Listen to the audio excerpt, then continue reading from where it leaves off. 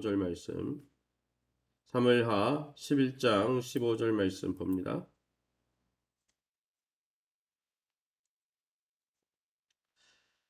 사무엘하 11장 15절 제가 먼저 읽고 여러분 16절 읽어주시면 됩니다. 사무엘하 15장 11절 그 편지에 써서 이르기를 너희가 우리아를 맹렬한 싸움에 앞세워 두고 너희는 뒤로 물러가서 그로 맞아 죽게 하라 하였더라.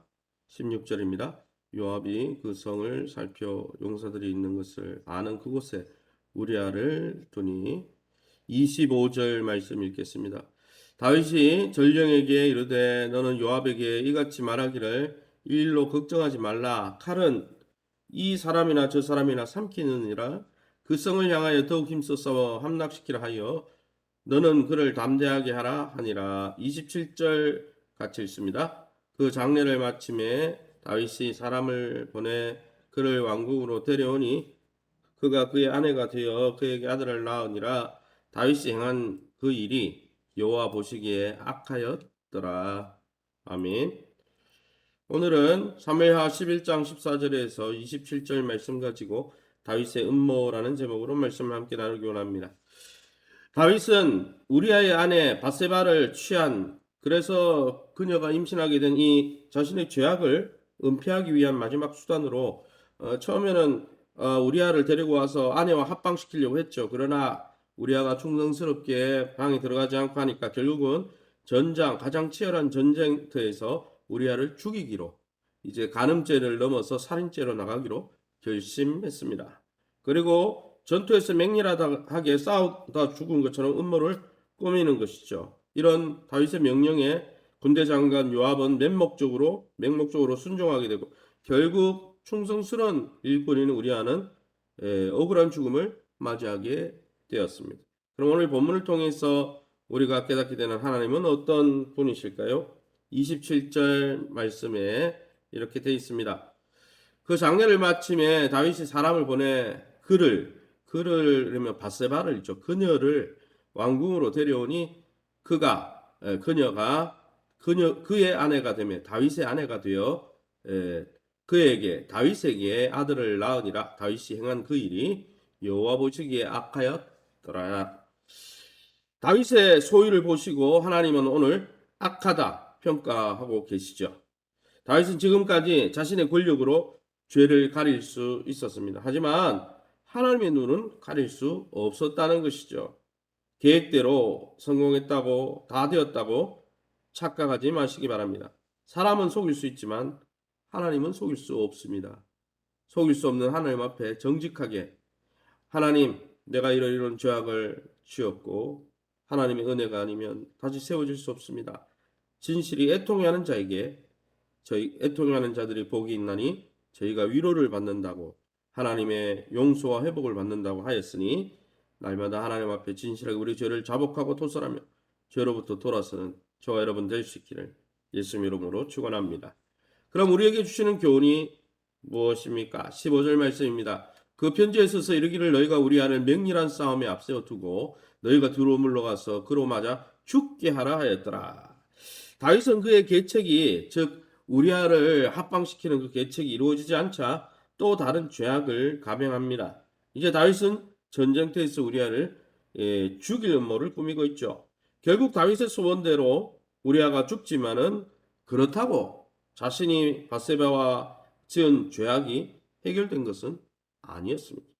오히려 더 큰 악을 범하게 된 것이죠.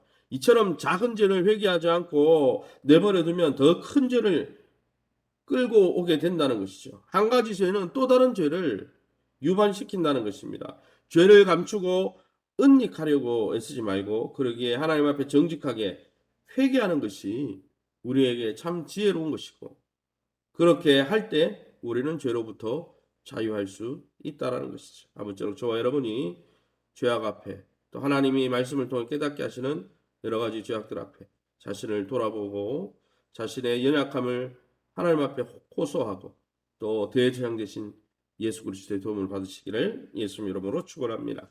16절 말씀, 요압이 그 성을 살펴 용사들이 있는 것을 아는 그곳에 우리아를 두었다라고 했습니다. 요압은 다윗의 명령대로 우리야를 죽도록 그 성에 용사들이 있는 곳, 즉 그 성에 들어가면 죽을 곳에 그 우리야를 두었죠. 자신의 상관이자 왕인 다윗에게 순종은 하는 건 맞지만은 여러분 잘못된 명령 앞에는 또 불복할 수 있는 것이죠. 그것이 성경적이지 않다면은 참된 왕이신 하나님 앞에 먼저 순종해야 했습니다. 잘못된 충성심, 그것은 오히려 다윗 왕을 하나님의 진노 가운데 머물게 할 수 있었던 것이죠. 하나님의 뜻을 무시한 맹목적인 충성은 오히려 하나님 나라의 방해가 되는 죄가 될 수 있습니다. 사랑하는 성도 여러분, 우리는 사람에게 충성하기에 앞서서 먼저 하나님의 뜻에 맞는지 또 하나님의 뜻에 믿음직하게 순종하고 있습니까? 그러기에 저와 여러분은 날마다 주 안에서 또 권위자들에게 순종하고 주님의 뜻에 합당할 때 또 그에게 순복할 수 있는 분별력이 있는 저와 여러분 될 수 있기를 예수님의 이름으로 축원합니다. 25절 말씀에 다윗이 전령에게 이르되 너는 요압에게 이같이 말하기를 이 일로 걱정하지 말라. 칼은 이 사람이나 저 사람이나 삼키느니라. 그 성을 향하여 더욱 힘써 싸워 함락시키라. 다윗의 양심은 이제 완전히 마비가 되었죠. 간경화처럼 간이 딱딱해지는 것처럼 양심 경화증, 양심이 딱딱해져 버렸어요. 자신의 명백한 죄 앞에 환경을 탓하면서 그럴 수 있는 일이다. 너는 너무 양심에 가책받지 마라. 네가 잘한 거다. 뭐 전쟁터에 나가면 이 사람 저 사람 다 죽을 수 있지 뭐. 이렇게 해버리는 것이죠. 그리고 아무 일도 없었던 것처럼 행동하는 것입니다. 사랑하는 성도 여러분, 우리의 선한 양심이 화인 맞은 것 같이 또 양심 경화증, 양심이 굳어가고 있지는 않습니까? 하나님의 말씀을 통해 성령을 통해 우리에게 죄를 자각하게 하시고 또 말씀을 전하는 증거자들을 통해 저런 죄악이 있었지라고 우리에게 그것을 분명히 보여줄 때 우리는 어떻게 행동하고 있습니까? 왜 저런 말씀을 하시나? 왜 저런 말씀이 여기에 나오는가?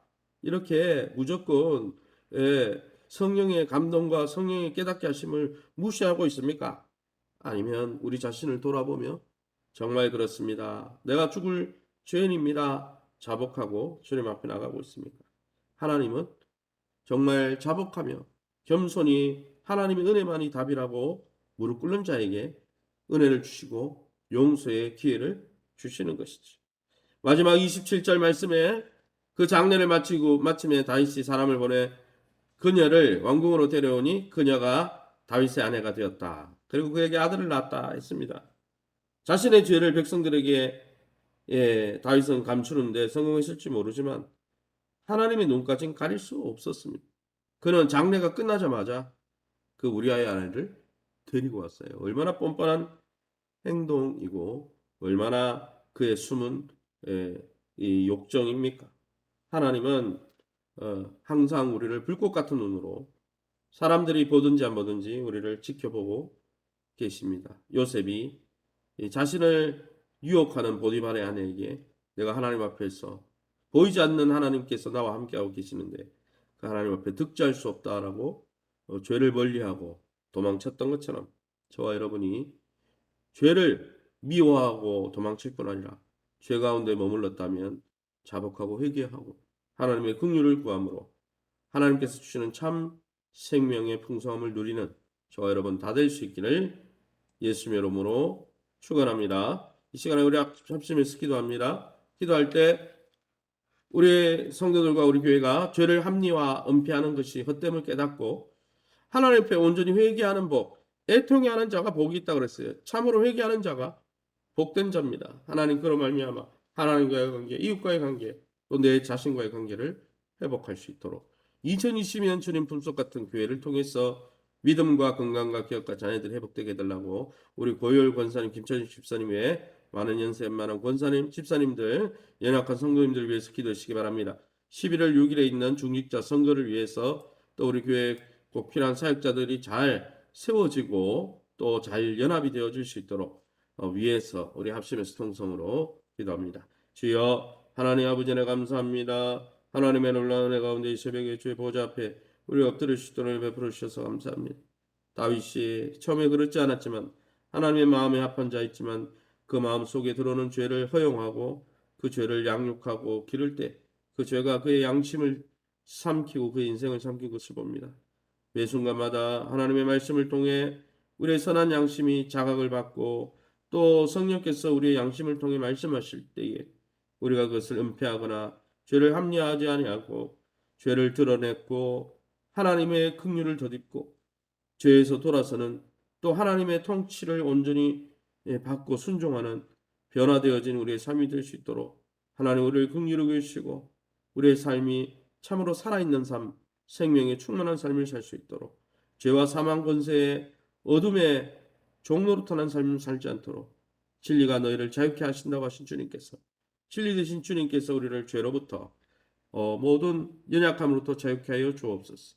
2020년 주님 품속 같은 교회를 통해 영적 어머니 공동체를 통해 믿음이 잘 성장하게 도와주시고 아무도 적그리스도 이단 또 모든 잘못된 사단의 괴기에 넘어가지 않도록 믿음 가운데 저들이 올바른 믿음 가운데 우뚝 설 수 있도록 축복하여 주옵소서.